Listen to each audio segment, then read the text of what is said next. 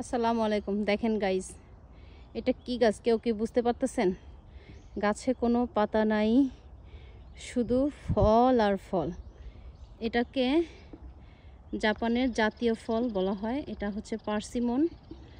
এটা একটা গাছ, মানে আমাদের যেখানে জমি সেই জমির পাশে এরকম একটা গাছ, কিন্তু একটা ফলও কেউ খায় না।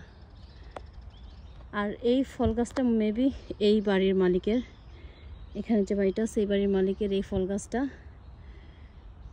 এত পরিমাণেই হচ্ছে পার্সিমন ধরে আছে। জাপানিজ এটাকে খাকে বলা হয়, খাকে, খাকি, কাকে, যাই হোক।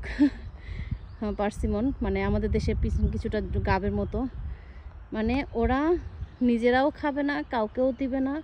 ওরা মনে করে যে এই ফলটা যেহেতু অর্গানিকভাবে হয়েছে, কোনো সার, বীজ, কীটনাশক ব্যবহার করা হয়নি, এটা খেলে মানুষের সমস্যা হতে পারে, এই জন্য নিজেরাও খায় না, কাউকেও দেয় না।